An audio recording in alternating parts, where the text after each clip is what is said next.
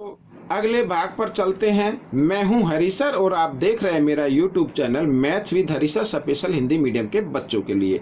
अब class 9th के अगले भाग पर हम आ गए हैं और इस सीरीज में हम जो कर रहे हैं चैप्टर नंबर 6 अध्याय 6 कर रहे हैं। अब देखो अगला भाग क्या कहता है, ज़्यादा टाइम वेस्ट ना करते हुए मुद्दे की बात पर आते हैं। और एक सबसे इम्पोर्टेंट बात ये है कि अगर इस चैप्टर से, इस अध्याय से रिलेटेड कोई भी वीडियो आपको नहीं मिलती है तो आप डिस्क्रिप्शन बॉक्स में से जाकर लिंक ले सकते हैं, और या तो आप मेरे चैनल पर जाकर वहां पर वीडियोज या प्ले लिस्ट का बटन क्लिक कर सकते हैं। ठीक है, आइए करना शुरू करते हैं। तो सबसे पहले देखो क्या कहा है, यदि एक कोण इसके पूरक कोण का आधा है, पूरक कोण यानी दो कोणों का योग कितना होना चाहिए, 90 होना चाहिए। तो उस कोण की माप ज्ञात करो, यानी जो आधा है ना उसकी माप ज्ञात करनी है। अब मान लीजिए पहला कोण तो है x डिग्री, ठीक है, जमा दूसरा है आधा यानी x/2, और इन दोनों का योग कितना होगा, 90। समझ में आया।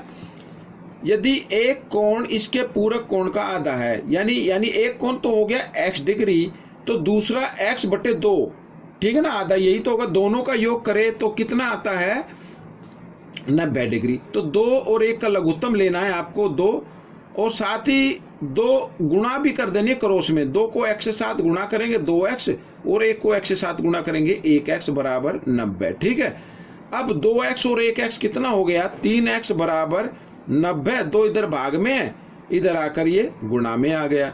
3 इधर गुणा में, इधर आकर ये भाग में आ जाएगा। आइए इधर कर लेते हैं, x का मान निकाल लेते हैं।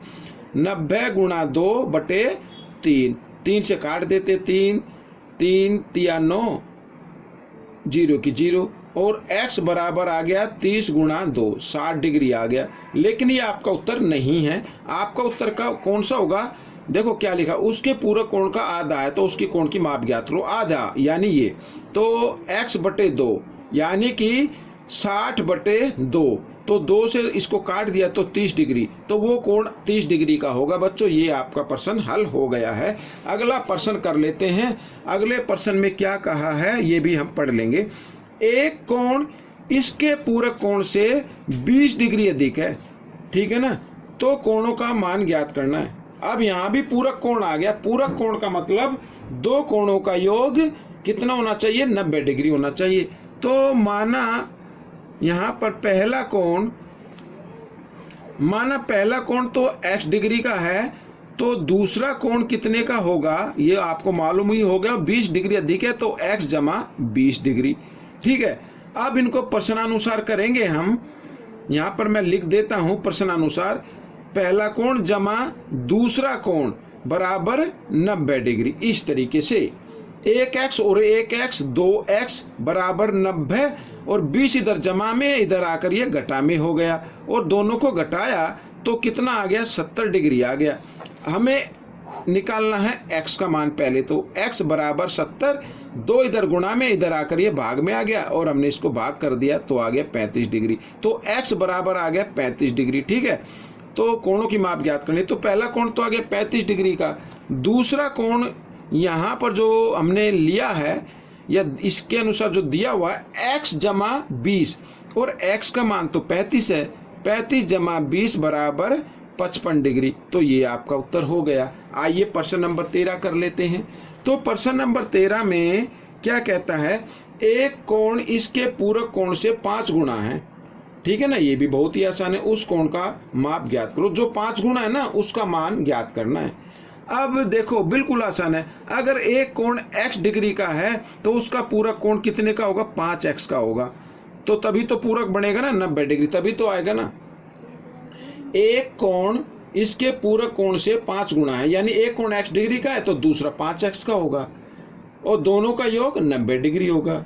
तो जो 5 गुना है ना उसकी माप ज्ञात करनी है। 5x और 1x कितना हो गया, 6x बराबर 90।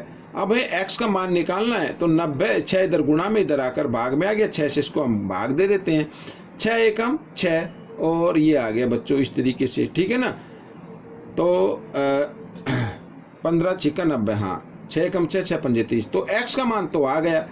अब इसमें लिखा है कि 5 गुना है, क्या है, 5 गुना, तो उस कोण का माप ज्ञात करो। तो 5 गुना का यानी कोण हो जाएगा वो 5 गुणा है ना, 5x है तो 5 गुणा x, x की जगह x का मान, और 15 पंजे 75 डिग्री का होगा बच्चों। ये आपका उत्तर निकल गया। आइए करेंगे अब हम प्रश्न नंबर 14। तो प्रश्न नंबर 14 भी बहुत ही आसान है। देखो क्या कहता है, ये देखिए, एक कोण के पूरक और संपूरक कोण का अनुपात 2:5 है, तो उस कोण का माप ज्ञात करो। ठीक है, यानी x का मान ज्ञात करना है। तो देखो, एक कोण के पूरक कोण, अब पूरक कोण यानी अगर पूरक कोण क्या होता है, एक कोण अगर मान लीजिए x डिग्री का है तो पूरक कोण क्या होगा, तो पूरक कोण तो 90 में से पहला कोण घटा दे तभी तो पूरक कोण बनेगा। ये पूरक कोण हो गया। आगे है संपूरक कोण, और संपूरक भी हमें इसी तरीके से लिखना है। संपूरक कोणों का योग 180 डिग्री होता है। अगर 180 में से पहला कोण घटा दें तो संपूरक कोण जो दिया वो आ गया। अब इसमें लिखा है क्या, अनुपात 2:5 है, तो इनको अनुपात में लिख लेते हैं। ये अनुपात हो गया और बराबर 2/5 इस तरीके से लिख लेते हैं। ठीक है ना, ये जो अनुपात है इसको 2/5 में भी लिख सकते हैं। अब क्या करना है, अब क्रॉस में गुणा कर देना है। 90 को 5 के साथ, 90 पंजे 450 घटा, और 5 को x के साथ 5x हो गया, ये 5x बराबर 2 को 180 के साथ 360 और घटा 2x, ये हो गया। ठीक है, अब क्या करना है, अब आपको करना है बच्चों, x को एक तरफ ले आना है, घटा 5x और घटा का इधर आकर जमा 2x बराबर 360 और 450 इधर जमा का, इधर आकर ये घटा का हो जाएगा इस तरीके से। ठीक है, अब देखो घटा जमा घटा, 5 में से 2x घटा देंगे तो 3x आ गया बराबर, और यहाँ भी घटाएंगे तो आ जाएगा 90 डिग्री। ठीक है, अब x का मान निकाल लीजिए। 90 3 इधर किस रूप में, गुणा में, इधर आकर ये भाग में आ गया, तो 90 को 3 से काटते तो 30 डिग्री आ जाएगा। तो ये आपका उत्तर बन गया। ठीक है ना। अब हम करेंगे प्रश्न नंबर यहाँ पर 15। तो प्रश्न नंबर 15 क्या कहता है, देखो, त्रिभुज के तीनों कोणों की माप दी हुई है, ए पहला कोण, दूसरा कोण और तीसरा कोण, तो x का मान ज्ञात करना है। आपको पता ही है त्रिभुज के तीनों कोणों का योग 180 डिग्री होता है, तो x/2 जमा 10 डिग्री, ये तो पहला कोण हो गया, जमा x/3 जमा 30 डिग्री, ये दूसरा कोण हो गया, और जमा x घटा 25 डिग्री, ये तीसरा कोण हो गया, और तीनों को जमा कर दे तो 180 डिग्री आता है। अब क्या करना है, अब x को एक तरफ रख लेना है आपको, x/2 जमा x/3 और जमा x यहाँ पर, साथ ही देखो इधर ये जमा है, ये घटा, घटा जमा घटा हो गए, तो 30 में से 25 घटा देंगे, 5 बचेगा और 10 ये रहा, 15 हो गया। ठीक है, जमा 15 डिग्री बराबर 180 डिग्री। ठीक है, इसके नीचे आप एक मानते हुए 3, 2 और 1 का लघुत्तम लेंगे तो आ जाता है 6। ठीक है, और बराबर 180, 15 इधर जमा में, इधर आकर ये घटा में हो जाएगा। ठीक है, और घटाएंगे तो 165 डिग्री आ जाता है। अब देखो, अब इस 6 को 2 से कर देना है भाग, 2 का पाड़ा चलेगा 3 पे, 3 को 1 से गुणा कर देना है। ऐसे 6 को 3 से भाग करेंगे, 3 का पाड़ा 2 पे जाएगा, 2 को 1 से गुणा कर देंगे, और 6 को 1 से भाग करेंगे, 1 का पाड़ा 6 पे जाएगा, 6 को 1 से गुणा कर देंगे इस तरीके से। अब 6x और 3 और 2 5, ठीक है ना, 5 और 6 हो गया 11x बराबर 165, और 6 इधर भाग में, इधर आकर ये गुणा में हो गया।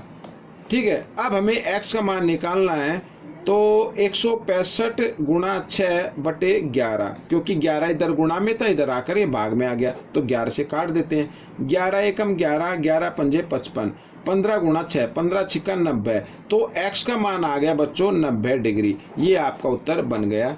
ठीक है, अगर ये कहा गया हो कि तीनों कोणों का माप ज्ञात करना, तो x की जगह आपको 90 रखना है और फिर माप ज्ञात कर लेना है। तो बच्चों ये भाग भी आपका पूरा हो चुका है। आपको ये भाग कैसा लगा मुझे ज़रूर बताएं, और इसमें से सीखकर दूसरे बच्चों को ज़रूर सिखाना है। मिलेंगे अगले भाग पर, तब तक आप इस वीडियो को देखते रहिए और देखकर दूसरों को ज़रूर सिखाना है। धन्यवाद।